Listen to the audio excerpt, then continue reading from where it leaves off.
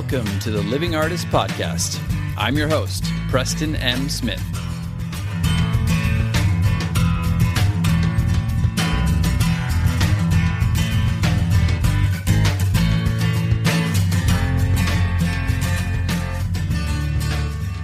Hey, everybody. Welcome to the Living Artist Podcast. I'm Preston M. Smith, at PMS Artwork everywhere on internet land and socials. I want to thank you for landing on this podcast. Whether you're a professional artist, just getting started in the art world, a collector of art, or just consider yourself a creative person, this podcast has something for you. I like to think of it as a fun way to rant and talk to other creative people about living the life of an artist, surviving and getting ahead in the art world, and enjoying your life. But most importantly, not waiting until you're dead to make it happen. All right, let's get started.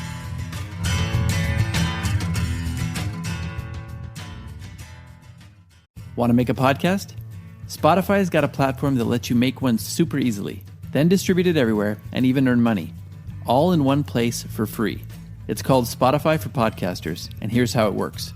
Spotify for Podcasters lets you record and edit podcasts right from your phone or computer, so no matter what your setup is like, you can start creating today. Then, you can distribute your podcast to Spotify and everywhere else podcasts are heard. Video podcasts are also available on Spotify, as well as Q&A polls to take conversations with your fans to the next level. With Spotify for Podcasters, you can earn money in a variety of ways, including ads and podcast subscriptions. And best of all, it's totally free with no catch. I'm personally getting a lot out of Spotify for Podcasters, and I highly recommend you give it a try. Download the Spotify for Podcasters app or go to www.spotify.com/podcasters to get started. Who is this? Talia. No, Talia. No, this Talia. Is, oh, God, that's so funny. This is my daughter. I got Okay. a down computer from my daughter. Oh, nice. Okay. Well, I have to warn you. Yes. That my neighbor never cuts their lawn, and as we speak, they are weed whacking. So. Okay, I can't hear it right now, but you might hear the dog go crazy. I thought about, wait a second, I probably should have got rid of Sadie. She gets really jealous when I'm like on talking to anyone, so she might bark. Okay, that's fine. We'll roll with the real life sounds. This is how it is in real life, everybody. But how are you doing today, Sheryl? Good, Preston. Seriously, this is like the hugest honor. I'm still like kind of like, what? Like, what? Well, you're awesome. I'll just want to listen to you. That's what I do. Well, thank you very much. And I appreciate you listening to the podcast, but you're amazing. So I'm happy to have you on. Yeah. And we can start with how we met. We met at Shockbox, correct? Yes, correct. I mean, I've only been in Shockbox twice. And that's always been like, right. It's like, I'm getting into Shockbox. I love the challenge of it because I love being there, but it's definitely a challenge for me. But I do remember seeing you the first time. And I think I briefly said hi to you, but I already knew who you were because I was listening to your podcast. And I don't even remember how I started listening to your podcast, but probably just from meeting you guys at Shockbox. And then I think when you interviewed Mike, I'm like, I should listen. Oh, that's right. Yeah. Who they are. Yes. We put that on the competition stuff because there's a lot of stuff that Mike says on there that's kind of like do's and don'ts for artists. Best practices for artists, I totally remember. No, yeah. I feel like I have learned a lot just from you guys. I mean, you know a little bit about me, and I'm just kind of new at doing all of this art stuff pretty much since COVID. So getting my art out, I was doing some local San Diego stuff, but when I don't know what made me try the LA one, but I know what happened. I got into Brittany Davis Gallery. Yes. That was my first LA thing that I did. I worked with Brittany. I know. I saw that somehow you guys all knew each other somehow. But she was really nice, and she chose one of my lady faces, one of the girls. And I was like, I should maybe start doing this LA thing because my daughter, Talia, does live in LA. Oh, okay. So I go there kind of. You were born in LA too, weren't you? I was born in Covina, which is a suburb of LA. Yes. I'd like to call it LA, but it was like I live by a dairy farm, if that helps. Oh, okay. No, wow. But it's like a suburb of LA, not a very happening part of LA. Let's put it that way. It was like the other valley. My cousins all lived in the valley, the cool valley. Yes. And I lived in the other valley. Well, I don't know if you consider where I live to be the cool valley. That was the cool valley. My cousins grew up like in Calabasas and Oh yeah, love Agora, Calabasas. all that. Yeah. So I My used to, wife and I spend so much time in Calabasas. Love I don't it. know exactly where you live, but I know you're in the valley somewhere. I'm in Reseda, kind of Tarzana, Reseda area. I know where that is. So are we in the cool valley? You're in the cool valley. I mean, not anymore. I don't want to You're be in any like valley anymore. How so about in that? the cool valley. You're so cool.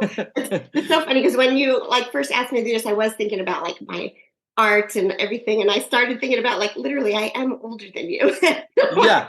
I did Well, start thinking I, about like, well, I really have been doing this funny art stuff forever, but it made me go back to when I was like in the 80s and Cool Valley and everything. And then seriously, when I was started doing funny painting stuff, which I could tell you all about. I was thinking about how dorky it was, but I did it. I love it. Well, that's the thing too. You say you're kind of new to this, but you're really not. You've been doing this for decades. You've been doing art I in general for decades. And I love your story. So why don't we start a little bit where we always do with the origin story? You can kind of start whenever you want in the 80s or Okay. Well, whatever. And then yeah. tell it, weave in as much as you want. We're going to get into some other stuff later on, Okay. but set the stage.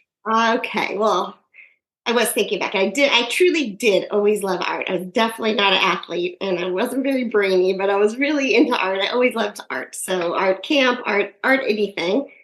But like when I realized I wasn't even driving yet. I was probably 15 and I painted, you probably weren't even born yet, but I was painted these Oh, big, I'm a 70s baby. okay, you were a baby, but I was painting these really popular back then was wearing like leggings and big t-shirts, like really big t-shirts. So I was painting flowers. I literally have been painting flowers my whole life. These Mm-hmm. big pumpkin flowers that were probably like 5 inches each that would go up your leg and then cross onto your t-shirt and go all the way up over your corner of your Oh, shoulder. cool. I would paint these big flowers and they each one had like a little pearl inside the middle. So I started Yes. painting these and I was wearing it to school. And I remember, I don't know if it was friends or teachers first, someone asked me if I would make them some. And I was like, yeah, okay, whatever. So they just bought me the t-shirt. It was like t-shirts and leggings you buy at Michael's, like Mm-hmm. cheap stuff. So I made a few for people at school and my mom had some, people were wearing them. I was selling them for just like the cost of the goods and then maybe, I don't know, probably giving myself $20 or something. And Yeah. then my mom and dad had a condo in the desert in Palm Springs. And I was wearing one of my outfits one day into this like fancy boutique. And this little lady's like, oh, where'd you get your outfit? And my mom's like, oh, she made it. So, yeah, I was Got to give your mom like, 10% I now. literally think I was 15. And she's like, wow. And she decided that she wanted to sell them in her boutique. And I was like, what? Okay. So I Oh, came wow. home and truly I had a factory going on my mom and dad's dining room table. I would like lay out these shirts with like wax paper in between them. And I'd be like painting the big flowers and the pants and whatever. And my mom drove me back to the desert and I delivered them. And I think I was actually trying to think about how much money I would sell them for. But I remember back then, I think I made literally, I was 15. And during all that little clothing sales, I think I made $5,000. Oh, And it was wow. such a big deal. It was a huge deal. I mean, that's still really good. I know. I trust me. I know now. And it was like over the whole school year of being like a freshman. And Yeah. then people got sick of them. But the Well, funny some artists don't even make that much in a year. I know. So, Now I know these things. So right. I hustled though. I was like, and that's when I really realized I'm a hustler. I like to hustle. I Oh, like, yes. I like something that makes me work hard. I've always kind of been like, well, I wasn't till then. I like kind of good at selling my stuff somehow, selling, sales, even Mm-hmm. though it's not really what I did in life until later. Okay, origin story. See, I get sidetracked. You're gonna have to like keep me. No, keep doing it. Okay, Look well, around. anyway, I'll did that keep for a you while. on a path. Okay, keep me on a path because my kids are like, Mom, like I jumped so I've never been diagnosed with anything, but I think something's going on a You can little. always self-diagnose. That's fine. That's what I do. So I did that for a while. Then I never thought I was going to be anything to do with art as a career. And where I grew up, like, it's really weird because, like, where my kids have grown up now, college is such a thing. It's so different. Where I grew up, a lot of people weren't like talking about getting a 4-year degree or whatever. So I didn't really know. I had a boyfriend in high school that kind of like broke my heart. And then I was just down. And then I was graduating. I know, shake the head. Shake the And head. I was like, People I can't don't see know it. what I want to do. I'm going to be I'm an executive secretary. I didn't know. No, Yeah, absolutely no sure. idea. So I was going to Mount Sac Community College, and I don't even know. I don't think I didn't even get my 2-year degree there. I was just kind of like floating around. I was a waitress, whatever. And one of my mom's best friends, her name was Leona Sugar. She was a court reporter forever, and she was amazing. She lived in Beverly Hills, whatever. And I was really down. I was like down on men, down on whatever. She's like, Sheryl, you need to go to court reporting college. We call it the 2 M's, money and men. I'm like, money and men. Oh, there you go. Wait a minute. Okay. So I am living in Covina, and I'm like, I don't even know what court reporting is, but I'm going to convince my best friend to do it with me because you have to go to LA to go to school for this. Yeah. So I convinced my best friend to come. Let's go find out. Let's go be court reporters. And we go to Bryan. I don't even know if it's Bryan College of Court Reporting. It was like downtown LA. We used to drive from Covina every day. We met some other girls that were going there. We go, well, the first day we go, we find out we're getting a machine. I'm like, I didn't even know I'm getting a machine for court reporting. I really didn't know what it was. Well, we did it. It was really the hardest thing I've ever Are you talking about like stenographer, like that type of thing? I was a stenographer, and you had to pass a test. You had to be able to type 225 words a minute. Oh my God. Like 4 people talking. It's like taking the bar. So you had to learn law, English, and medical because you're doing a lot of medical transcripts. So yes, I went from like not caring about school, don't know what I'm doing, to the hardest thing I ever did. I did it though. It took about 2.5 years, and then I actually passed that bar. People will know what I'm talking about if they know anything about court. Yeah. Passed it the first time, and then well, let me pause real quick. My wife actually was going to be a court interpreter for a while, so she went and got her certificate for that. So I know a little bit about it. It's a really difficult field. It's horribly difficult and not art creative. Yes. So, and little did I know, like my personality, like I've had like blood pressure issues. I'm super hyper. Like that job for me was probably not the right call. Really stressful. Like you should see my notes. I made that connection already. I was like, stress, chronic pain. We're going to get to that later, but yes. Yeah, that's when I started having chronic pain, because I was like, definitely. Court reporting, you're looking down continually. I used to have neck pain, headache. I used to get so many headaches. Just, that was not a great thing, but you really do make great money. And I love meeting people. So, and I was doing like depositions. So I would go to a different law office every day. I made friends with a lot of lawyers, so they would request me, which was great. Like I had like a really good thing going. Then I did meet this mysterious young man from South Africa. So I also changed things up a little bit. I was always looking for a husband. I'm Jewish, so my mom and dad were like always looking for a Jewish husband. I literally never dated anyone Jewish. Where I grew up, there wasn't a lot of Jewish people and whatnot. So that didn't really ever. There wasn't Jewish people in Covina? Not a lot. I think there were like 3 Jewish families in high school. Like that's a huge part of my story too. Like I grew up in a place where it wasn't like really normal to be Jewish. So that's why I always say the wrong valley, because there was like no Jewish families there. So I always grew up kind of like embarrassed to be Jewish. I just didn't really, like there was like 3 kids at school that didn't have Christmas and had Hanukkah, or just did the other holidays. So I kind of felt like an outcast. Yeah, it was a little bit of it, like with that part of it. My best friend, the one who went to court reporting, Marianne, she was Italian Catholic, and I used to go to midnight mass with her family. So I kind of just did stuff with her and whatnot. Everybody probably just thought you were Catholic. I kind of was Catholic too. No, I'm not. So the money and men thing, I was going to become a court reporter, and I was going to marry an attorney. That was the plan. Trust me. So then this is a funny story actually too, just made me think of it. I could be here all day, but forever when I was in court reporting school, I would go to the Orange County swap meet, and there was like this person who used to sell the leather, like daily planners, and they were really expensive back then, like I was so this leather daily planner was like that, like cream leather color and really beautiful and expensive. And I said, when I graduate, I'm going to need that. So I'm going to get that. So my mom and dad and I graduated court reporting school. We went to get this daily planner, and on the way, my mom wanted a treadmill, and on the way, my mom had saw a sale in a newspaper, like this store called Busybody back then. Fitness equipment was having a sale on treadmills in Huntington Beach or somewhere like that. So we were going there anyway. So on the way back, we stopped at the store.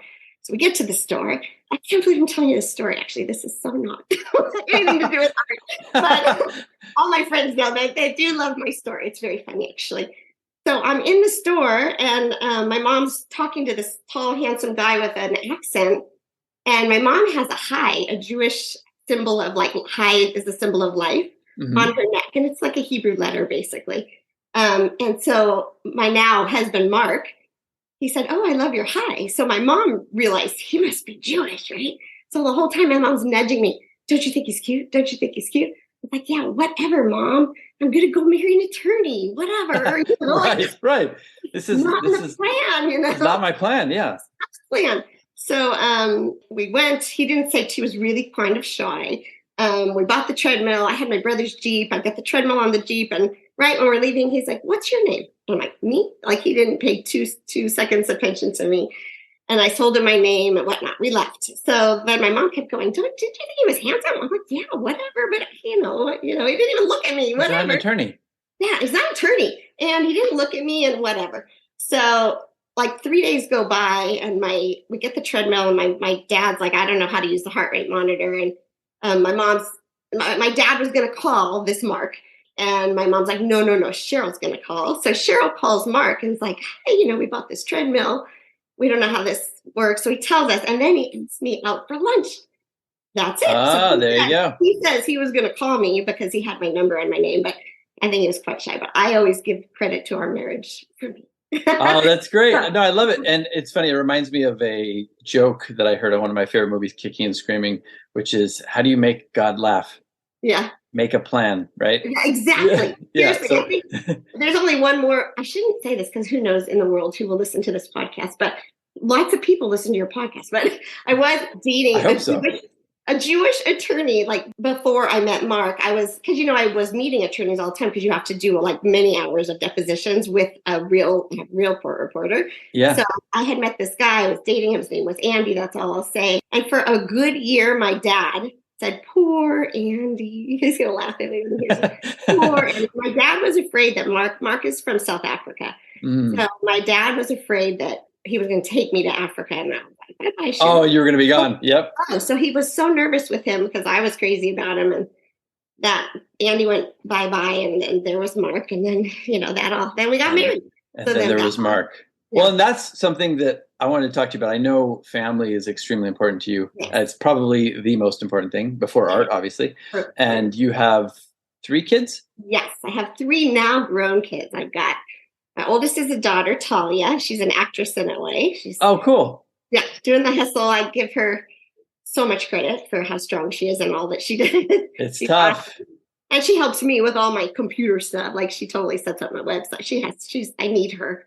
Yeah. Well, there's an overlap between acting and art as well. She gets it because she does all her own social media, website, all that stuff. So she's really helpful for me with that. And then I have my next in line was Shane. He is 25 now. He works for a startup in San Francisco, and he's doing his thing. Nice. Lovely, wonderful, wonderful, sweet guy. I love him so much. And then I have Aiden, who's 21, and he's a lifeguard, EMT, special rescues, blah, blah, blah, here in San Diego. He lives at home, but I never see him. He lives at home, but he's never here. Oh, wow. Yeah. Surfer, just gone all the time. And all of them have very, very significant boyfriends or girlfriends. I have like 6 kids. 6 oh my kids. God. Yeah. You adopted 3 new ones. Yes. And I love them dearly. I mean, I feel so, so lucky that they've all just been able to find such really great people in their lives. And yeah, that's amazing. And, family, I mean, we can all be obsessed with art as much as we, and I know, and I want to ask you this, I know that our family does feed into our art as well, but it's important to have family first. I mean, we don't have kids yet, but my wife always comes first with everything. Well, let's ask. So do they give any inspiration to the art process at all in your creating?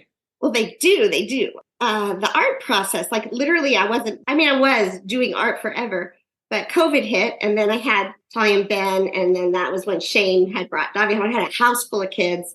I've been painting for years with a group of women and some other artists guiding me. And I had for many years, like a once a week art practice with some of my best friends. And 2 of them were amazing, accomplished artists who really taught us a lot of stuff. Mm-hmm. But when COVID hit, my kids were all here. We literally were here at this house. And I was like afraid I couldn't go anywhere. So I had a studio in my backyard, which we wanted to make it a gym. My husband sells fitness equipment. Mm-hmm. So it was always like kind of the gym and just wasted space. It was like a 2-bedroom, like little casita. I think during that time, my daughter was here and we just kind of said, you know what?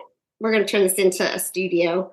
Yes. And in one room, like a working studio, and the other room, I totally took over. There's still a fitness equipment piece in the corner, but I made a gallery. I have a little gallery. That's so cool. And you have storage space. I have a lot of storage space, and they could still work out up there if you want to, but there's exercise equipment all over the house. So yeah, well, I mean, exercise equipment can be shoved into whatever space there is. Yeah. We have the same thing, you know? Exactly. So I started doing a lot of more art then, and I started doing these. I don't know what made me do it. I took a class a long time ago at the Lux Art Studio with a teacher. Her name was Allison Renshaw, and she's just an amazing mixed media artist. And that's the first time I ever did anything with like paper. And yeah, I think you said that's where you learned about collage. Like collage. And I never had done collage before, but she does her collage and her stuff. She uses like spray paint and she does tons of mixed media stuff. But in that class, my first piece I ever did with her was, I did it myself. I just found this face. I think it was a singer, and I don't even know who she was actually. And I put it on wood and I made it. It was all black and white. And I sanded it down, and it was super cool. It was really cool. And I had it at the house forever. And then I gave it to my mom and dad. It was over there for a while. And then years have passed since I did that and learned that. And I started thinking that was a really cool piece. I'm going to do some more faces. So you talked about my kids. I started taking pictures of Talia, and she's beautiful. And I was using her face to do some of these things. I had to use some faces just out of a magazine or whatnot. Then I realized I should use my own photography or my own faces. So I was using a lot of Talia's face. So she inspired me.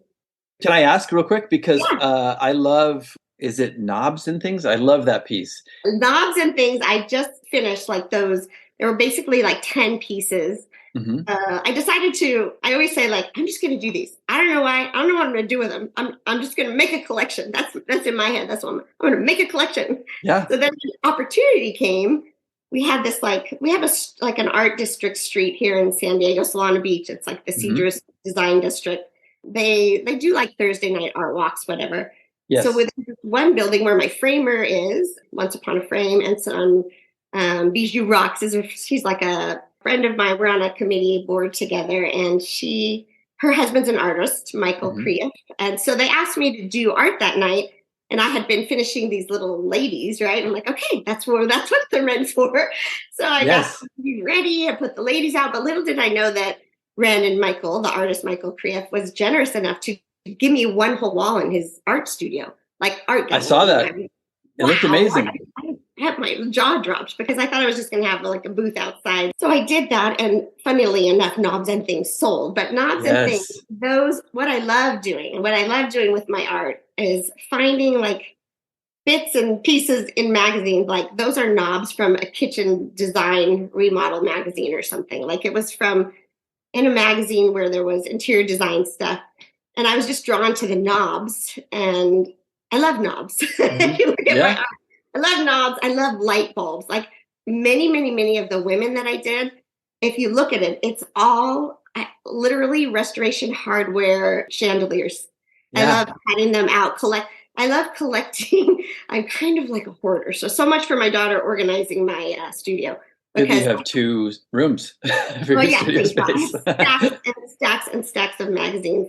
So I just collect magazines. My friends, everybody gives me magazines. Yeah. Well, that's one commonality between a lot of people that I know, that I work with, and that I have on the podcast as well, which is using scraps and recycling material. That's really huge. I mean, obviously for the environment, it's wonderful. Right. Also, it's just accessible, free material. No, it's so great. I love that you do that. And I wanted to say really quickly, because I don't think I've had a chance to say this yet, but we're with Sheryl Goodman, and she's a painter and a collage artist. And I love that you did say that. I just wanted to say, though, that your collage work is very unique. It's very stylized. There's always a really cool negative space, angle to it, a hard edge. It's kind of painterly in a weird way, which I really love and I'm drawn to. So I just want to give you that compliment. And that is super cool. That's actually that's what I say is I feel like I'm painting with paper. Yeah, that's what it looks like. I feel like I love fabrics, like dresses or Yes. curtains. I love to take them and like I love the curve of it, like you're saying. I like to like take the curve of the bottom of a dress and like it gives a piece so much flow and like Yes. connect it with some other weird red piece or something. I like to just take different pieces of things and kind of make it look like it makes its own pattern. I have to say, like, You can almost see the layers like you would lay yeah. texture of paint down. Yes.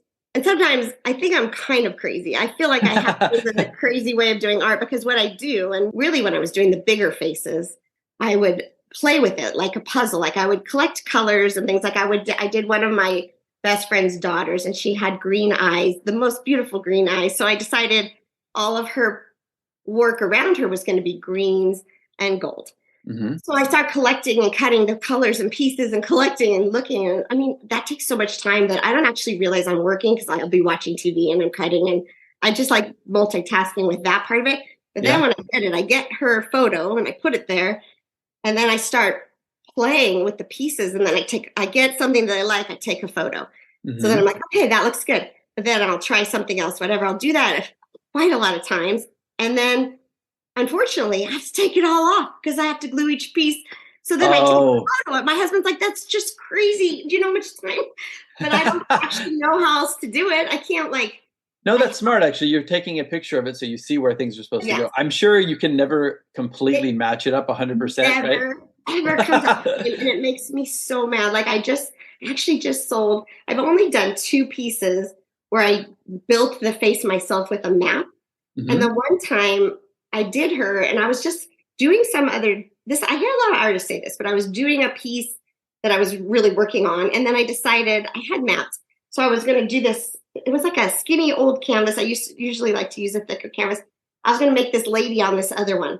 So I was working on the one that I was doing for someone, must have been a commission, one of these faces. And yet I was doing this messy, like, I don't care about this piece here. Mm-hmm. And so I created her on the side and she was messy and whatever. And she had a matte face and she had like, the tops of paints, so the hard paint, you peel it off. She had like that stuck on her. There was writing on her. Yes. I called her Fancy Gal in a Vintage Frame because I also like to buy old frames. Mm-hmm. And I had her at the house and everybody loved her. My husband loved her.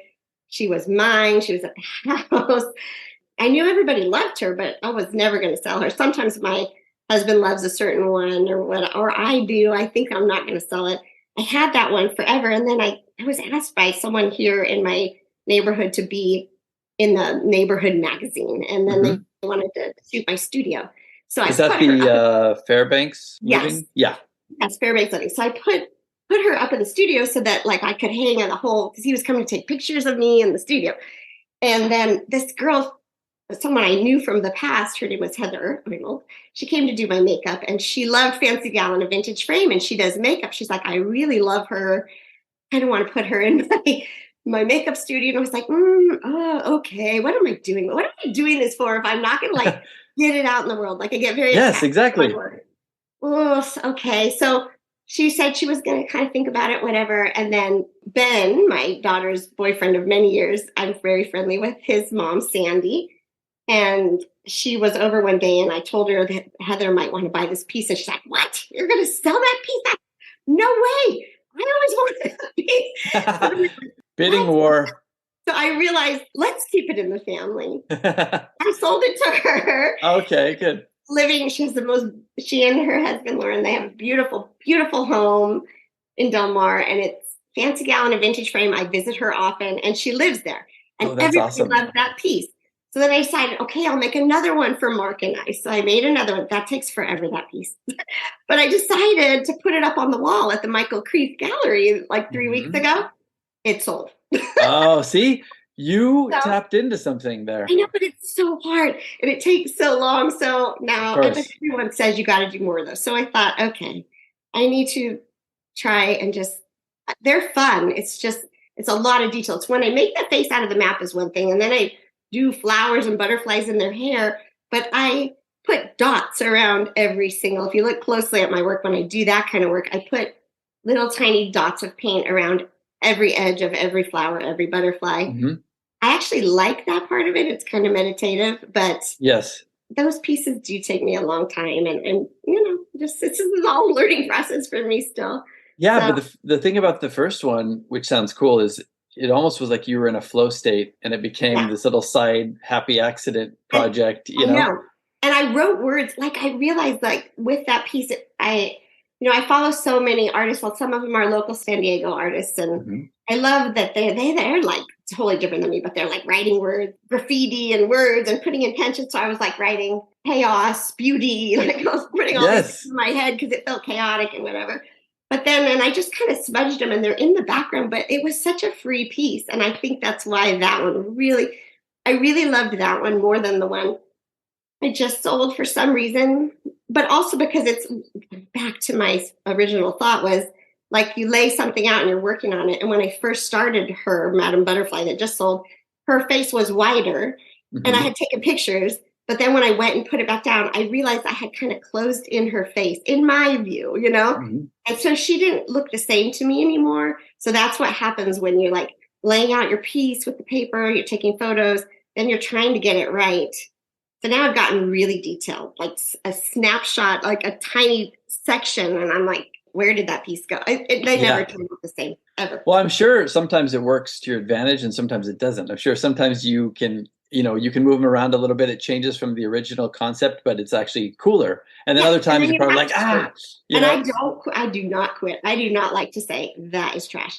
I yeah, have very, very honest best friends too. yeah, Admirers that'll tell me like, and normally I can say that's crap. And one of them will say, no, it's good. But I did one for a reason. I can't remember what happened, but kept getting worse and worse and worse. And my friend Iris is like, that's bad. Just, you got to just scrap but this one. I never scratch stuff. I'm like, Yeah. okay. Well, but the beautiful thing about that is, and I do this all the time, I find pieces, I don't give up either. I will keep working something until it is complete and I'm happy with it. And a lot of times those ones that I feel like started off as a mistake end up becoming my favorite ones. But Yeah, even if they're not, you can always revisit them later on and use the material and even paint over it. it's But I wanted to say, so there are four kind of major reasons why I wanted to talk to you, which is one is obviously I love your art. And we thank were you. talking about, I love the piece behind you, by the way. Is this Oh, thank you. fragments or is it one that's That kind is of in, fragment. So ah, that one see? that one hit LA at Gallery 825, which was very cool. Yes. Well, I love that piece. And that's what I'm Thank you. kind of talking about the layering, but also the negative space on the edges. It really Yes. breathes. A lot of collage work that I see can kind of become really busy Hmm. and kind of not muddy but just jumbled, and your Yeah. work really breathes and it has like that, it kind of leads your eye in, which I love. So first of all, I love your art. Thank you so much. Secondly, you're obviously a very nice, genuine person Thank who you. has That's great the hugest energy. compliment. That's how I feel about you. Just so Oh, you thank you. Well, no, I tried to kind of curate that on the podcast because sometimes you're interviewing somebody and you're like, oh no, this is not the way. This is not the we person don't that I. really have a lot in common. Yeah, or there's just kind of a, like, I don't know, there's a little bit of a negative energy to it, and I like this to be positive and have a community feel, and you fit that 100%. And then you also have like a varied and kind of interesting story, and your artwork is also like that. We haven't even gotten into the jewelry yet, but also at the end we want to talk about chronic pain because that's something that you and I both Oh yeah. have a connection with, and I think that's something that's important to talk about because I think there's a lot of artists out there who are dealing with chronic pain and they don't have a voice or they don't really know how to express it or they're just having a hard time struggling with it. So we'll get into that later, but I just wanted to kind of set that stage. So you've been doing a lot of art. You've been doing Shockbox, you've been doing Bijou Rocks, you've been doing Creef Design, you've been doing pop-ups, Art on 30th, Gallery 825, you got the profile in Canvas Rebel and Fairbanks. Yeah. So you've been really busy. I'm sure a lot of artists out there are wondering, how do you go about, finding these opportunities? What does that look like for you? Okay. So Art on 30th was the first place I think I probably ever showed in, and I had taken some classes there with Kate. She's the Mhm. owner and amazing artist. And I did a class with Roberta Dreyer, and I met some other really cool artists. There's a group here. I don't know if you know the Five. I think. I do. Yeah. I do. Okay. So Ellie, Wasn't Manaz in that for a yeah, while? Manaz is in Yeah. that, and Elian and Anne Gollenbuck, and there's Yep. more of them. I'm not gonna. Denise Sarah, who's an amazing mixed media artist. Well, sorry, they show in Shockbox from time to time as well. Yes. Yeah. I saw that. So I started entering a few there, and I got a few in, and I was like, hey, this is fun. I didn't even know much about this art thing. Really, you did mention I was selling jewelry. One of my best friends was a jewelry designer here, and she was kind of struggling to get it out there. She's not really like the purple person, and she had a friend trying to sell it, and I was like, I could do that for you. So I started selling her jewelry like, I don't know, 10 years ago when I got into all the big hotels here. I know I'm good with people. I don't know why I can sell stuff, but I can. It's a huge skill. Also, it was very easy to sell her jewelry at first because it wasn't my design. So if someone didn't like it, I didn't have like a personal, I don't care if you think it's ugly or whatever. Kelly like that, but her name is Kelly Haas, and she's one of my best friends. She's a great friend, but she moved to North Carolina. Her mom is Ruth Westreich, and she's an artist and a fantastic artist. And she's like my mentor. She was the one who was having us. She lived in our neighborhood, and she had a beautiful art studio, and there was like 5 of us painting. But we were kind of that's cool and we were always exploring new things and trying new things. And I really didn't know who I was as an artist. I was just learning from her. And there was one of her good friends is Kate McCavitt, who's also an amazing artist who sells in many galleries, Colorado, Breckenridge, whatever. But they were really teaching us techniques, which I feel so lucky. I should mention, I've been painting with my best friend. I'm lucky to have a few best friends.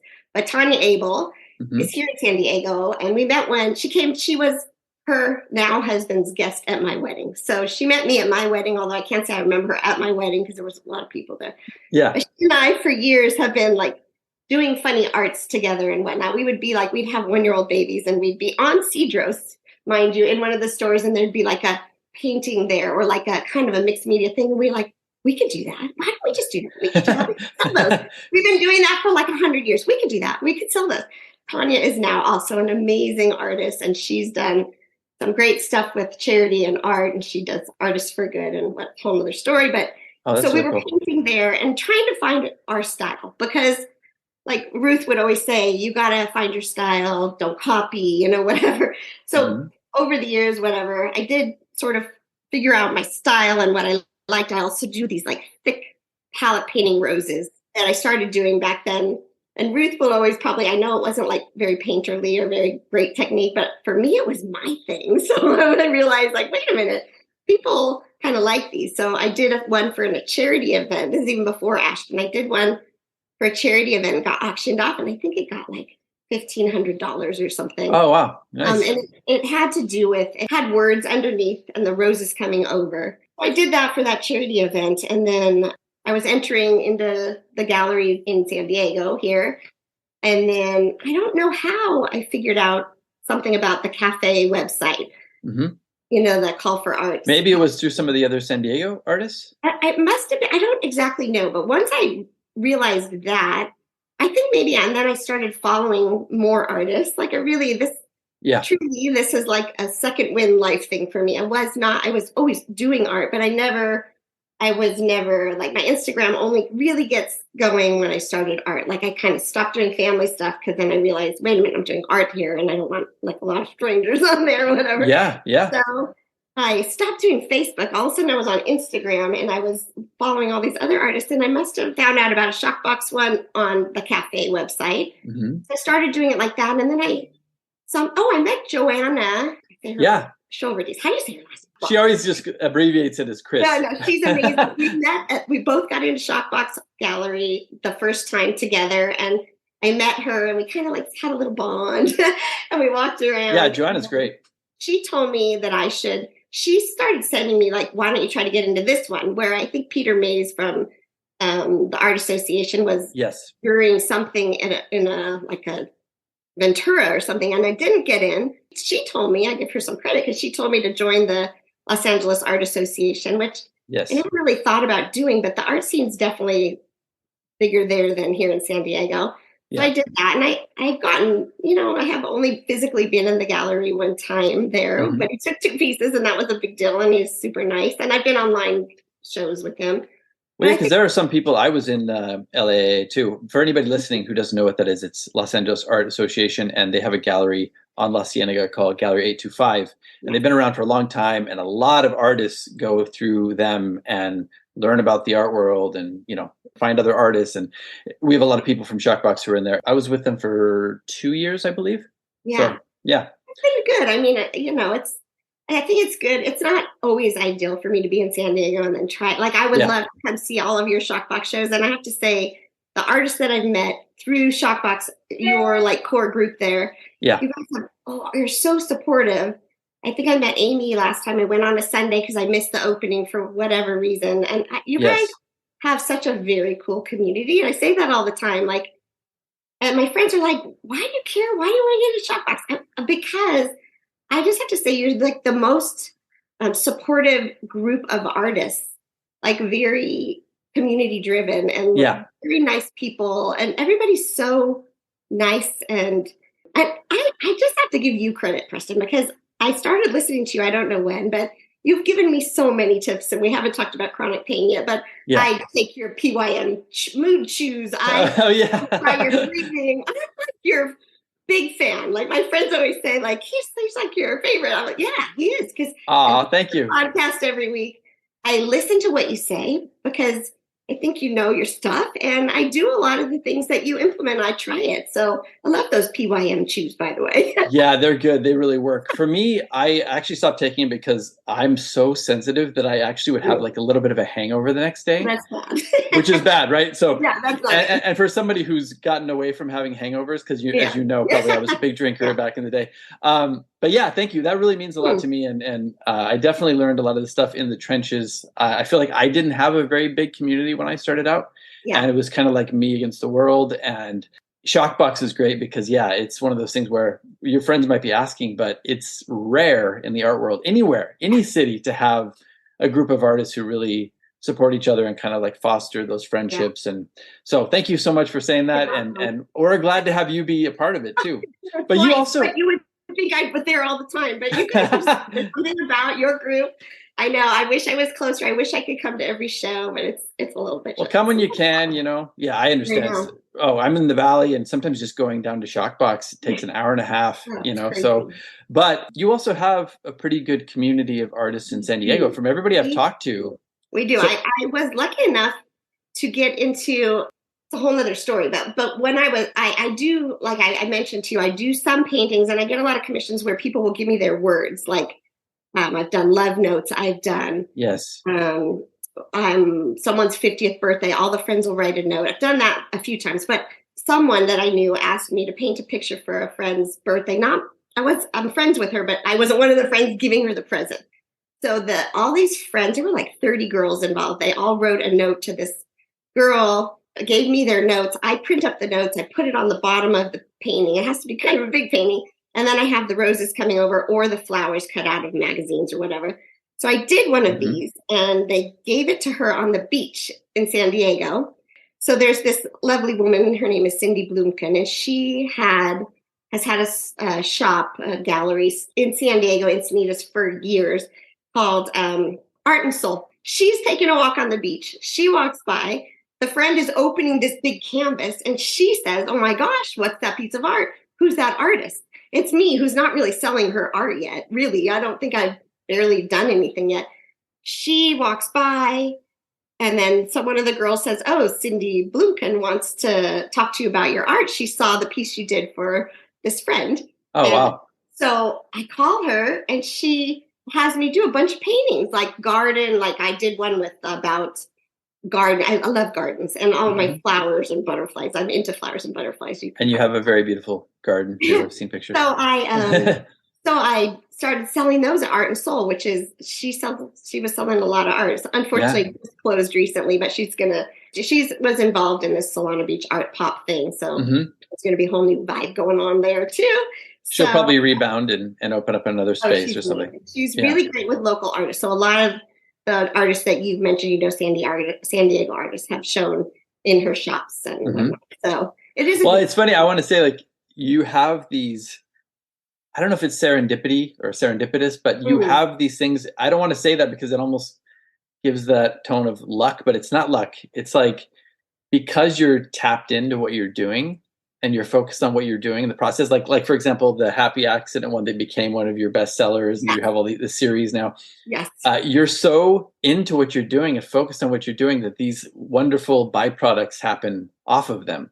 Like this person, because that's like the dream. You want somebody to just to see, oh, somebody opened my painting and then like, oh, I want to show your work, or like, hey kid, you got talent, It is not normal. Yeah, I truly probably wouldn't be doing what I'm doing if those little happy accidents didn't happen.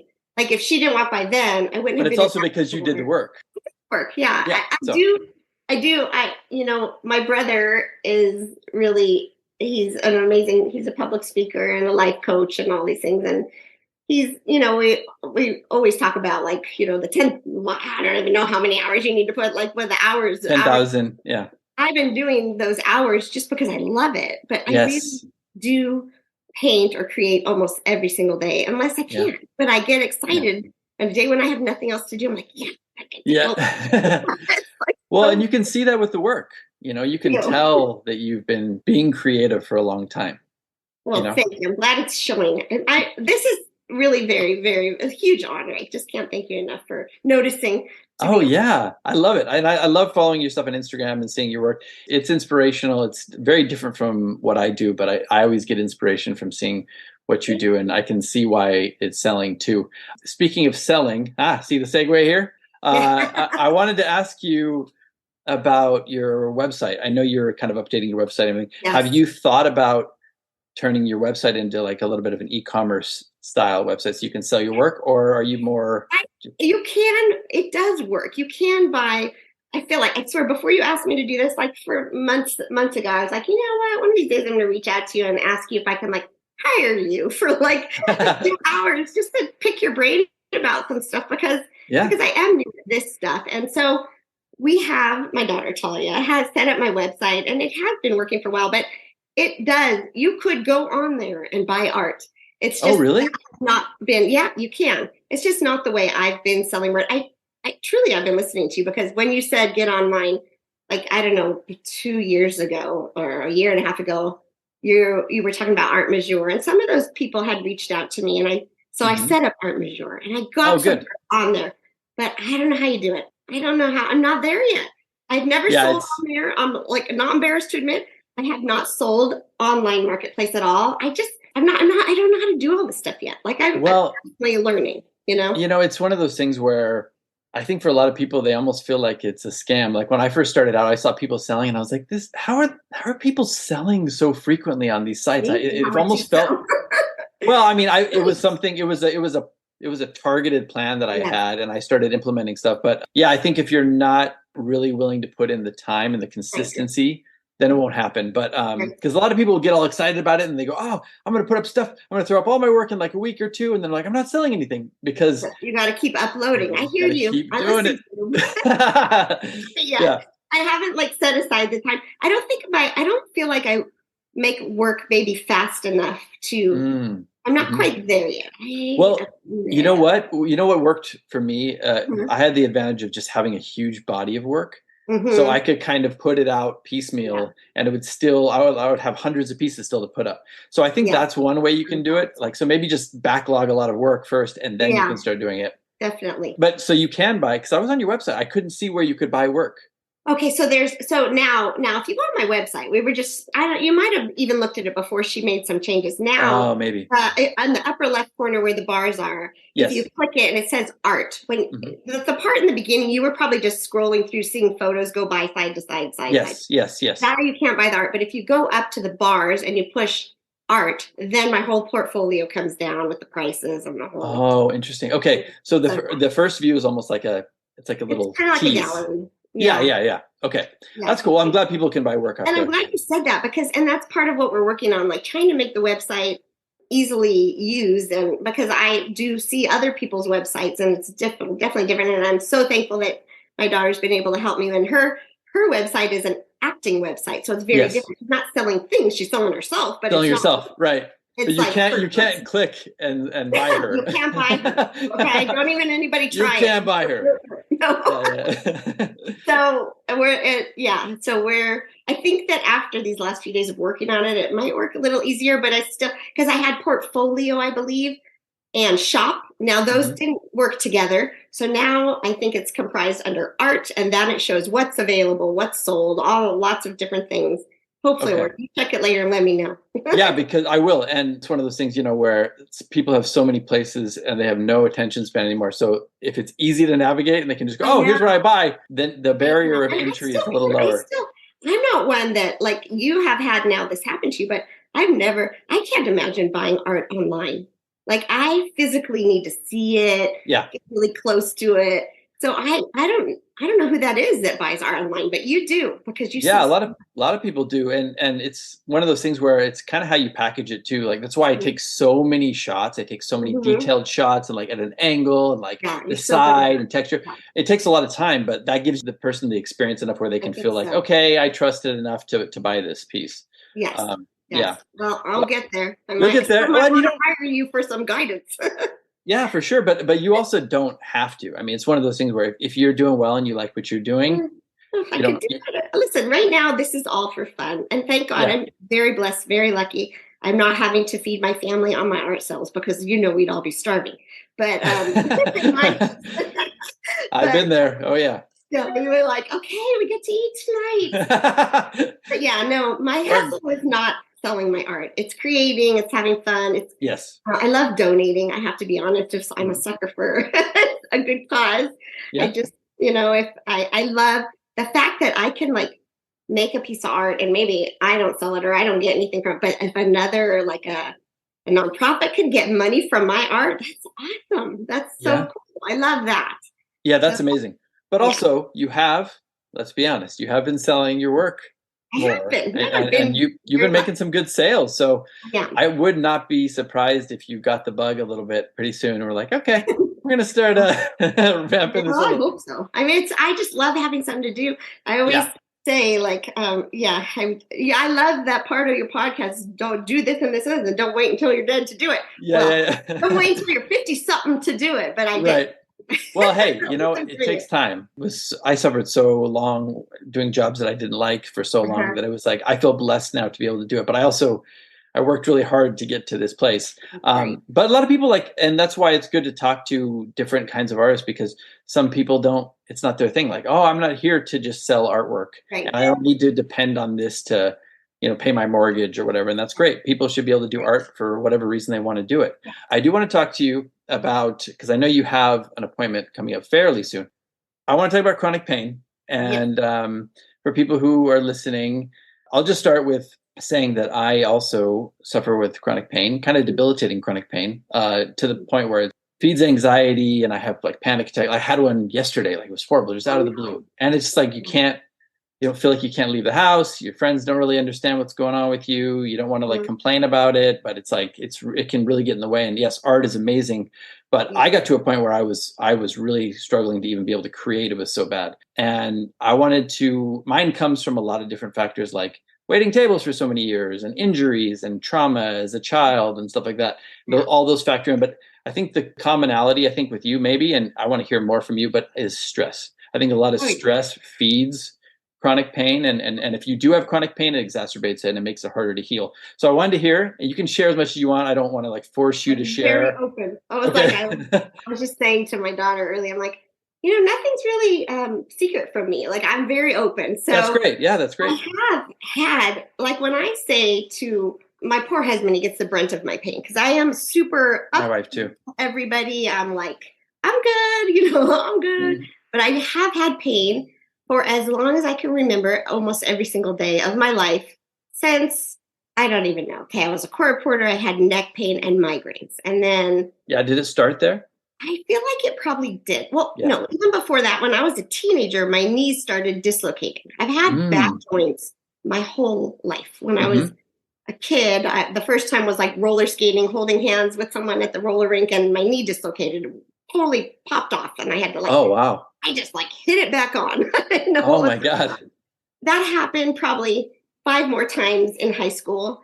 I went to Ferlin and Job in LA. And they were back then, they're like, well, we can do surgery, but there's a 50% chance that we can fix this. You just have you've got mechanical problems, basically. Yes. And I was a young girl. And back then the cuts were going to be like huge scars, like huge down the front of my knee, on the bottom. Like it was just, and I was like, yeah, no, just won't do sports like that. I won't do twisty stuff.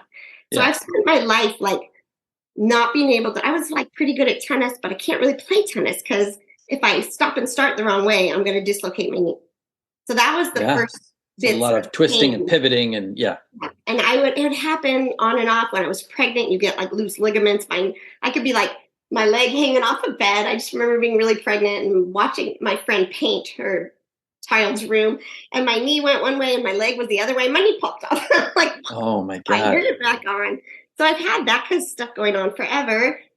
And then with the court reporting was necks and headaches. And then I stopped doing that. I got sciatica. I got sciatica so bad when I was pregnant and I was court reporting and carrying that heavy machine around LA and wearing heels and just not really paying too much attention. I got sciatica when I was pregnant and I stopped being a court reporter. That was the end of it. So I stopped. Once I had a baby, I wasn't court reporting anymore. And the stress from that was so bad for me because I'm type A perfectionist who used to be in a room of 12 doctors and they're arguing and they had to listen to me. I'm 26. Excuse me, I'm not writing. You put your hands up in the air. They're screaming. Yeah. And the stress of knowing I just dropped 3 words that were medical words was so sickeningly stressful. It was so bad for me, that job. It's a lot of pressure. It's a lot of mental stress and also physical stress as well. Leave there and know that you might have messed up somewhere. You tried to stop them. You dropped something that could be so pivotal to someone's case. It was so stressful. So that was definitely not for me. I just let my license go though, because you could not work but keep your license up. It was so hard to get. I kept it till probably 2 years ago because I was I worked too hard for that, Right. But I let it go because there's just no way in the world am I ever going to be a court reporter again. No way. Can I ask you a question? Yeah. Do you ever, because my equivalent to that is waiting tables. And I know it sounds horrible. You're not nobody's life is in danger when you're waiting tables. But I had so many horrible jobs waiting tables where it was I had a guy who was in the military and he's this is going into battle. It's that bad. And we were I would go in for many years. Yeah, I would go in drunk sometimes because I was so stressed out. And it was horrible, Yeah. But that stress carries on. And I wanted to ask you, because I still have waiting tables nightmares. Do you have nightmares about doing that? Reporting, I did for a long time, but now no, I don't. I just don't. I have a lot of I do have anxiety. I have serious white coat syndrome. That's why my blood pressure has always been an issue. I can just anticipate going to the doctor and I can have a panic attack waiting for the nurse to come in. Please don't take my blood pressure. That's it's something weird in my head that I've tried meditation. I've tried all the breathing. I've tried everything. No matter what, in that moment, I just am still I don't have great control on my brain. My brain also keeps me up at night. I'm a horrible sleeper. So I have a really Which can feed anxiety also. Yeah. I just have a hard time turning off. Yes. And so everyone's my husband's make a list, write it down. I do that. I try to do that. Well, that's the frustrating thing, right? Is because everybody has a tip for you and you're no, believe me, I've tried everything. I was just talking to my wife about this and I said, you don't understand, because I don't have trouble going to sleep. Yeah, and I have good mind control. I've been meditating for years, but the weird thing is I can know, and I can even logically say to myself in the moment, you're just having an anxiety attack. Yeah. This is not going to kill you. You're fine. This is going to go away. But it's a physiological thing in my body. It feels like there's something wrong in my body. So I can go about my tasks, but inside my body's just going you're going to fucking die. You know what I mean? So totally get that. And I can tell you, when I was young and I had babies and I wasn't court reporting anymore, but had babies. I don't remember what I was doing. I was zipping around. I dropped off the baby. I'm feeling this is years ago. This is Talia's, I don't even know. She was probably 3, 20 something years ago. Mm-hmm. So busy, running around, volunteering, doing this, being a mom, Yeah. I gave Mark a baby, got back in the car, drove down the street. I felt like I was having a heart attack. I called 911 on myself. And literally the ambulance came. I was literally around the corner from my husband. Too much. But now I have learned, I can tell that I'm doing this. Like I can be like, wait, is that, I feel like, am I having chest pain? Like, yeah. Like your mind is so powerful, Preston. So powerful. And if you know, and I should be listening to myself right now, but I know that I am causing most of that stuff when I get in that space. I've gotten a lot better with the anxiety and stuff. Pain-wise, chronic pain, as you know about me, I did have my hips have been a problem for years. I never really realized why. Like I used to do yoga. I was super bendable. I was like doing great. But for some reason, certain things in yoga were like pinching always. Like, what the heck? Years and years and years of hip pain. Like 8 years ago, I finally went and got my hips checked after many years of pain every day. They're like, oh, wow, your hips are really messed up. Like my sockets are too deep. My hips are way too far in. And it's bone. Like I'm just saying. Oh, interesting. So I was only 47 when they first told me about that. Mm-hmm. And they're like, that's kind of young to get, you need 2 hip replacements. So I started doing physical therapy with a guy here as if I had had hip replacement. I was 2 days before surgery and freaked out because I went to like the class for a hip replacement. And everyone in there was like on walkers and canes. I'm like, wait, I just have a lot of pain, but I don't need a walker yet. Right, exactly. I don't want to do this yet. And they scared me with like the things you can do, the things you can't do. So like a day before my surgery, I went in, I'm like, can I try physical therapy first? You know, like, let's try because I hadn't been moving them. They'd gotten so like stiff. He's like, I love that idea. That's a great idea. So I did it. I did water therapy and whatever. And I was able to hold off hip surgery for like 7 years. But last year, I decided, you know what? This is enough. This is silly. I'm young. I want to enjoy my life. I'm now 50. I don't care. I'm 56. Yeah. 55 back then. And I was like, you know what? Let's get the hips fixed so then I could start really doing stuff again. Yes. So I did hip surgery. And of course, because I am not normal and everything's a little harder for me, I have not had a smooth and easy recovery. I had like the physical therapist coming to the house. And after 2 weeks of like in-home therapy, he's like, okay, well, I'm ready to discharge you and you can start going out to physical therapy. Let's go through the like test. So he had me do all sorts of different things. And one of them was like, okay, now balance on your new hip. I'm like, balance on my, I can't. It's like, what are you? So I was not at a place where I should have been at 2 weeks, which he thought was kind of weird. Mm-hmm. But in the end, like you hear people have hip surgery and they're out and going like, right away. Mm-hmm. I have had, because my knees have always dislocated and my hip muscles were so not movable because they've been stuck in a certain way for so many years. That my recovery has been like, I have pain after hip replacement that I never had before. That's the fear, you know, because I hear like I have labral tears on both my hips and I have like disc bulging on my back. And like the funny thing is I'm like in the best shape of my life. I feel strong and I'm having horrible chronic pain and I have all these, you know, physical, mechanical problems. It's frustrating. But everything that I read about this stuff, especially for the spine, was like, there's a 60% chance you're not gonna heal. You're gonna still have pain. It might even be worse like yours. So it's a real fear. I didn't think that though before, but you didn't do it. I didn't think that before, but now I have to say I was doing physical therapy at one place for a year and I loved them and it was amazing. But it was definitely like I was kind of doing sort of the same thing and I wasn't pushing myself really. It wasn't like super hard. It hurt and I had a lot of like deep tissue stuff, but my husband being in the fitness business, he meets a lot of different physical therapists and trainers and whatnot. He met this guy who had a different physical therapy thing. And he had pool therapy as well, which I wasn't doing this time because it was so far from me. The one physical therapist with a pool was like 45 minutes away. Oh, wow. I switched about a month ago. So now it's not for lack of work that I haven't healed, but now I've switched. I'm doing 2 days in the pool, like a full hour workout, and 1 day in the gym with them and like the deep tissue, like active release stuff. Yes. And then the workouts at home. And all of a sudden, finally, I'm over a year now. I had my surgery in June last year. So it's just over a year. But all of a sudden, these last few weeks, I'm like, wait a minute, maybe am I getting better? Maybe. So I'm hopeful that that's good. Well, that's good. I'm going to be one of those slow people because my leg, I was not a normal case and I still have to do the other hip. Yeah. But I've been advised now I got another second opinion. He's like, do not touch that other hip until the other one's really strong and the other one's screaming at you. Yes. And, Yes. I would That's never. good advice. So I Well, think moving is huge as much as you can, like yes. walking, exercising. Well, I've been reading a book called Built to Move, Mm-hmm. and by Kelly Starrett and his wife. And he's like a very famous physical therapist, but they talk about how, we're just very sedentary. And I know that's not the case. Like you and I both were active, and for whatever reason, we have other factors going on. But a lot of it's just people are sedentary, their muscles shorten, they're not loading their bones properly. So I highly recommend anybody. To me.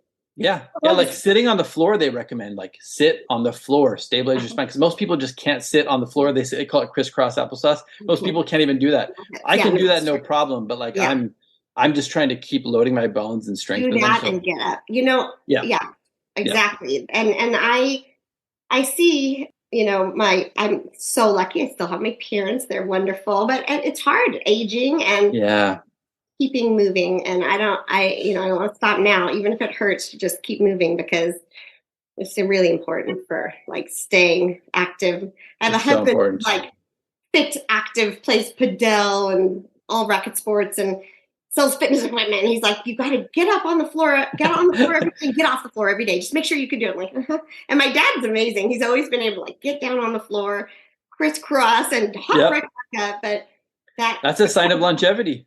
Yeah. The sign of longevity. Yeah. There's a test that you can do if you sit on the floor, like crisscross applesauce or just on the floor. And if you can get up without touching anything to stabilize, that's a big sign of longevity. That's not me right now. Oh yeah. Well, not right now, but you'll get there. I'd be stuck there forever. She's on one side again. Yeah. Well, I'm glad that you're seeing some improvement. I hope that you have a full recovery. I really do. We sent some pictures to each other on Instagram of our recovery rooms with all of our equipment and stuff. Oh gosh, that was funny, right? I know. That was good. It all these similar like you're doing that right now. I'm doing this right now. It's that's what I'm doing. Yeah. That's awesome. Crazy. Well, but it's good to have people to talk to about it because it can be also very isolating. Chronic pain, right? People don't understand it. I want to complain all the time. Like right. It's like I feel like if I were to tell people I had this much pain every day, and I feel so bad because my poor husband, he's really the one you like kind of let it out to. It's the brunt of it, yeah. Yeah, I just do. But then I hear myself. I hear myself. If I wake up in the morning and he'll be like, how are you? And if I automatically will have some like, hurts. I'm like, God, listen to yourself. I don't want to be that person. I know. Hard not to, but there's a lot. But it's also honest. If you're being honest about it, I mean, we can be positive, and you're a very positive person. You can be a positive person and like have, all the motivation to heal and get better. Right. But you can also be honest with what's going on with you. If you're feeling with pain, the ones that are closest to you. Yeah. If you're feeling pain, you're feeling pain. I sound like a bummer, but I'm sorry. No, my wife and your husband should get together and talk. They could. Our spouses. Yeah, right. Spouse support. I know. Spouse support. We love you. Chronic pain. I know. Mark and Magdalena, we love you. Well, so we'll use that to transition into art because this is an art podcast. And I know that it's very cathartic to do art when you're in chronic pain, when you're in pain in general, if you can do it, if you can manage it. Has it been helpful for you? Well, yeah, that's the funny thing about me is like I can have horrible pain, but I get so excited doing art that I'll get up there. I like to stand, which I can't sit. Sitting hurts worse anyway, so I stand. But like when I do something out of the normal, like I laugh because my studio, I'm looking outside right now. I literally have 50 stairs up to my studio. And when I had my surgery, I knew I was going to have to stop painting because they're like not even stairs. They're like it's like a country French garden with like no handrails. There's nothing. Yes. So my goal is to get back up there. And the stairs were a bit of a challenge at first. Now the stairs are okay. But like when I do something that's progress. It's progress. But like this show, the Solana Beach thing that we did a few weeks ago, I hustled to get all my work done that I wanted to show and hang the wall in the gallery. And then that night was like from 4 to 9. And I got there at 2 to set up. Thank goodness my husband's the most supportive, amazing guy ever. He helps me do everything. He's so cute. He's my biggest fan. So, but literally. Shout out again to Mark. It's Mark, right? Mark's amazing. Okay. He really so lucky. But we set up at about 2 and then on my feet, cleaning up after till probably 10:30. Oh, yeah. Night, the pain was unbearable. I couldn't sleep, of course, and I had so much pain. I'm like, I got to go back to the surgeon. This is not okay. I should be able to stand for 8 hours, blah, blah, blah. This is what I'm telling myself. But the reality is, anybody that's standing, that's 56, anyone that's standing for 8+ hours, they're going to have some back pain, hip pain, some pain.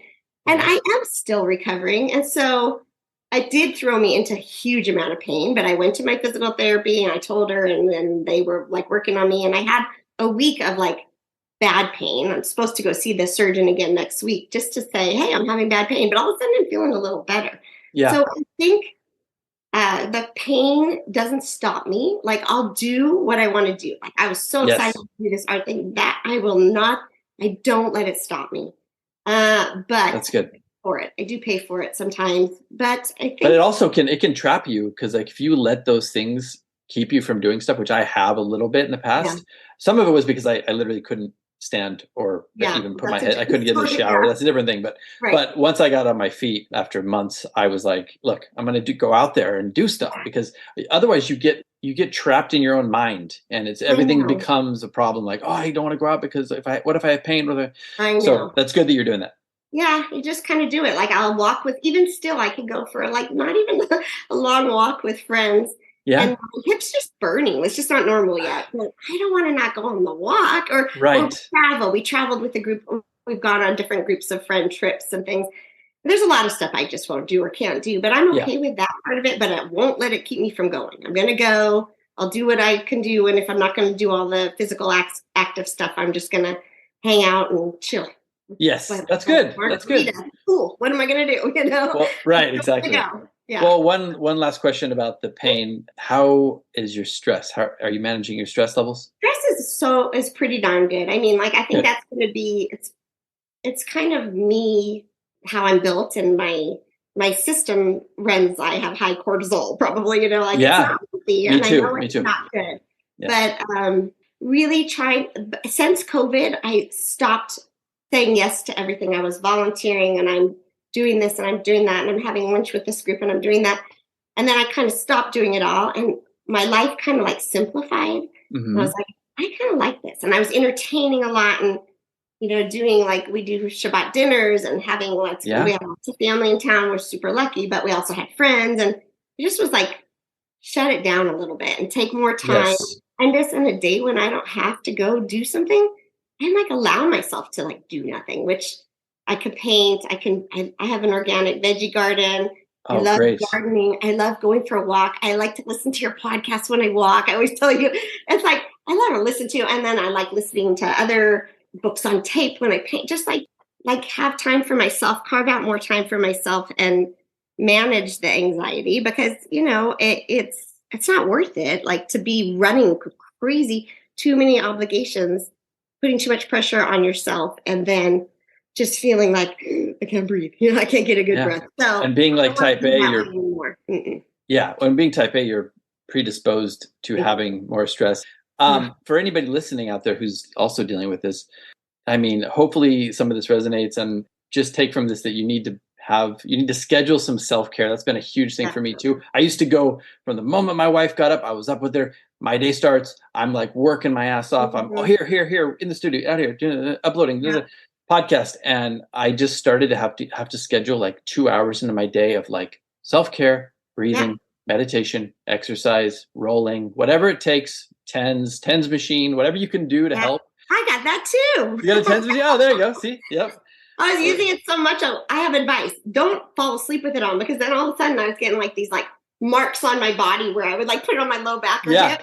I would fall asleep with it. I'm like, this is so great. I can fall asleep with this little TENS unit on. I was getting like patches of like inflamed skin, rash. Yeah, I had that too, actually. I had that even just for watching TV. If I do it for too long watching TV, I'll get a little rash too. But those really work. I mean, it feels so good. I know. And it's also good for anxiety. There's something about the buzzing and the vibrating that kind of, it's soothing, Yeah, it's all good. Yeah. Well, that's great. Thanks for sharing all that with us. Welcome. I know it's difficult. Art is definitely cathartic, and it's one of those things that as long as we can do it, it helps to get us through it. I know you got to go pretty soon, so I want to ask you rapid fire if you have like 10 more minutes. I do. I've got it.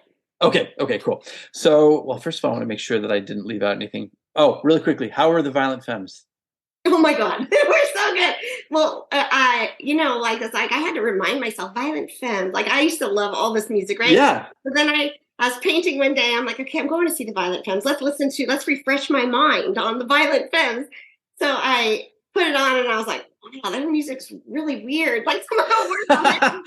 I don't think I listened to all these tracks, but anyways, got there and it was unbelievable. They had a symphony behind them. Oh, cool. And they were so good and so funny. And it was really, really fun. Really. Oh, that's really amazing. You forget how many good songs they have too. They have some weird stuff, but good. they have some and really they were hits. So Yeah. It was awesome. I had such a good time. I love. Oh, that's awesome. You and I have that in common too. I love painting, music. I always have music on. I love music. Always.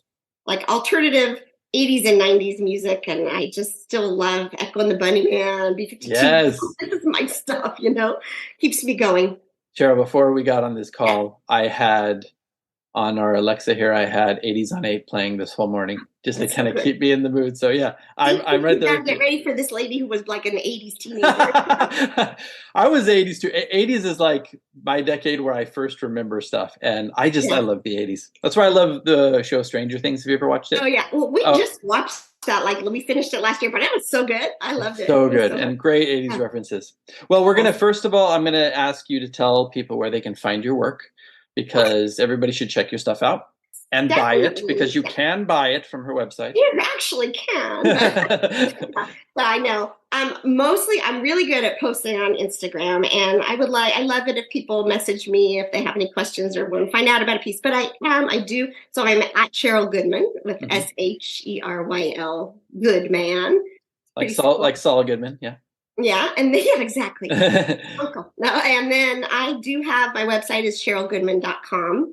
And I haven't been the greatest at putting all the new stuff on, but I just recently did. So hopefully by the time this plays, it could be all updated and good. And I just Instagram is my main place where I really post everything I do, like something new. I put it on Instagram first. That's just the way I go. And if you're an artist out there and you don't look at Instagram, or a collector even, and you don't look at Instagram, you need to get with the picture because that's where everybody is. Yeah. So at Sheryl Goodman on Instagram and SherylGoodman.com. Yes. Okay, perfect. Oh, well, I have listened to you say that Instagram could go away. So it's possible. Don't really have a great email list yet. So if anyone wants to keep in touch with me, you can give me your email. Yeah. Newsletter time. Yes, yeah, for sure. I'll get to that. And Facebook owns Instagram, so you never know what's going to happen. Well, let's see. What should we do? I want to try. I know you're a very positive person, but we're going to start with biggest failures. Do you have a failure that you'd like to point out and what you learned from it? Biggest failure. Yikes. Oh my God. Is that a good thing that you can't think of a lot of failures? That's a good, yes, I would say that's a good thing. Here, why don't we come back to that one? You can kind of let that one ruminate a little bit. Yeah. What would you say is a superpower for you as far as power? I always think of us as superheroes. So what if you're not feeling like creating at some point, what do you do to get yourself into that mindset of creating? Well, something that gets music. Like if I put music on, I just sort of let go. Like I feel like the biggest dork, but I know that nobody can see me in my studio, so I totally dance. Yeah. With my bum hits, I'm dancing. Old songs that I love, painting. It's just my happy place. So it taps into something, right? Yeah. Really, some people, I know there are a few people out there, some artists I've interviewed that say they don't listen to music, but I don't understand that personally. But if you're dancing, something's going right. So much happier, for sure. Yes. Cooking, I love cooking, and family and kids. What can I say? I'm a dog. I got the cutest little standard schnauzer. I call her my studio dog. She's literally always right there with me. Oh, that's awesome. So you got company always. That's great. Always. Yeah. Okay, so what about advice to young Sheryl? This can be about anything. You know what? It would be to follow your passion. And I feel like I've done a good job with that with my kids. Like I would have never thought to do art, like to be an artist or do something that I love. That was never even like in my head.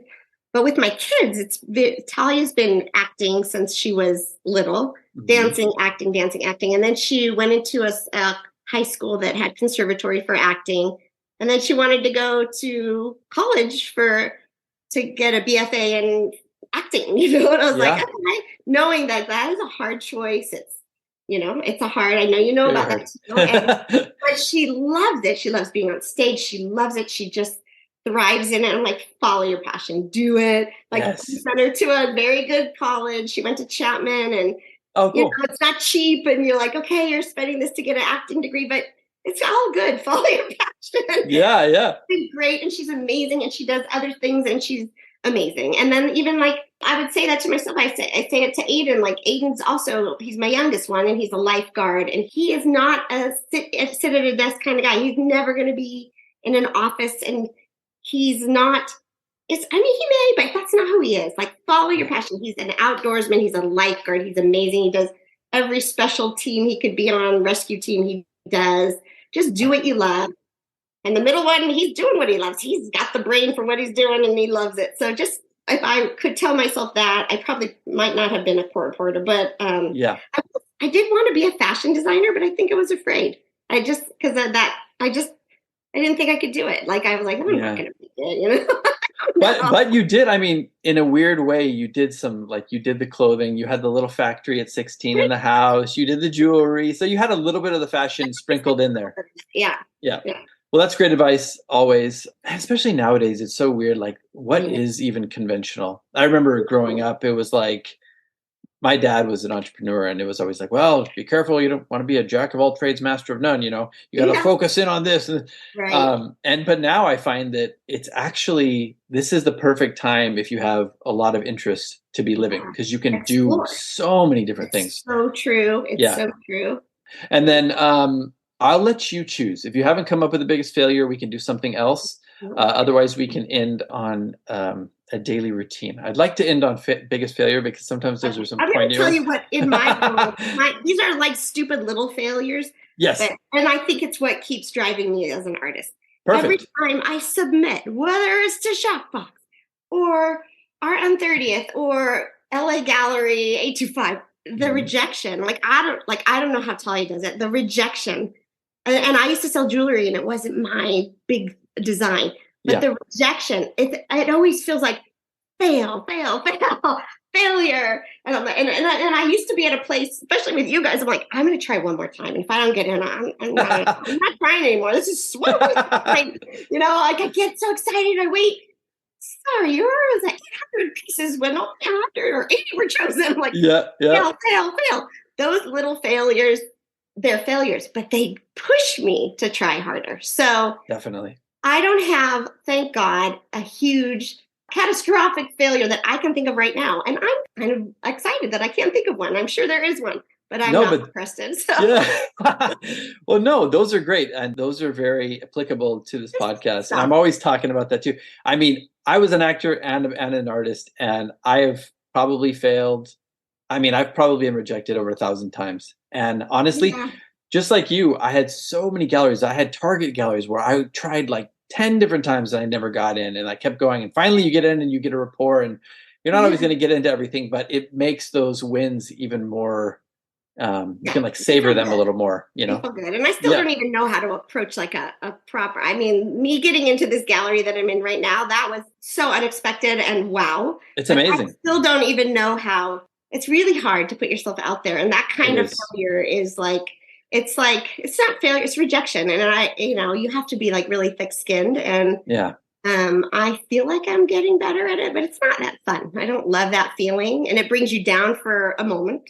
My husband's amazing at pushing me to keep going. And Talia, who goes through it all the time, she is, Mom, if I got down or quit every time I didn't get a part, like I really can channel what she's saying, because she's doing it. I'm so proud of her. She's really thick skinned. So I try to just like not take it too personally. You never know what people are looking for. So that's that's what I want to leave people with too, because that is very true. And through Shockbox and other shows and galleries, like I've done a lot of jurying at this point and curation, and so many times it has nothing to do with the quality of the work. It's just, this wasn't right for this show. Right. And it's not a reflection on the artist, but if you're coming from that perspective, we get a lot of people who get really pissed off and they write back, oh, why wasn't I, It's like, look, when your work is right for the theme or whatever, some pieces get moved around, you'll be accepted. So don't take it as a reflection on your work. Yeah, I love your work. Stronger. Thank you. Yeah, I love yours too.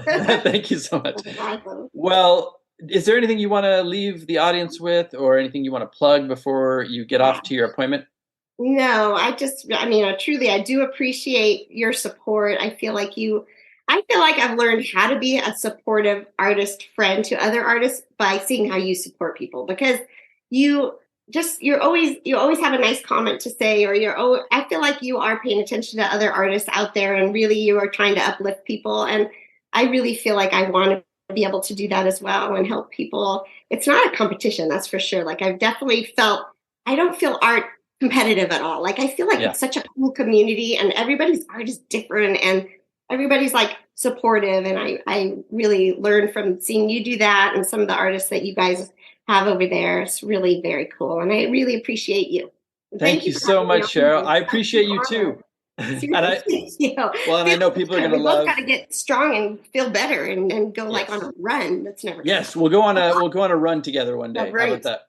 No, not a run. How about coffee and a stroll? And we'll take coffee and a stroll. Spouses, our supportive spouses that can complain about us behind us. They'll be like, those two. Oh God, yeah. Let them get up there and talk. Hey, coffee and a stroll is like the new run anyway. So. Exactly. Running's bad. Running's bad. Well, Sheryl, thank you so much for the kind words too. And we really are like, once you make that switch as an artist from being competitive to realizing there is enough out there for everybody and we all lift each other up, I really feel like you start to take off as an artist when you have that attitude. So hopefully more people will listen to what you're saying and what I'm saying and adopt that. But thank you so much, everybody. Check out Sheryl's work. And stick around for 1 second. But thank you so much, Sheryl. All right. Thank you. Bye-bye. Bye. Bye. This has been the Living Artist Podcast. Thank you so much for listening. I just want you to know that I appreciate you being here, and I'm grateful to be in your ears. Your art and creative life on this planet is meaningful, so thank you for sharing it with me. If you like this podcast, whatever platform you're listening to it on, please subscribe and share it with your friends. You can also leave me a positive review to show your support. This helps me to reach more people with the algorithmic magic and keep the show going strong. If you want to see more of what I do and check out the art that I create, you can visit my website at www.pmsartwork.com or follow me on social media everywhere at PMS Artwork. That's it for now. See you back here next time.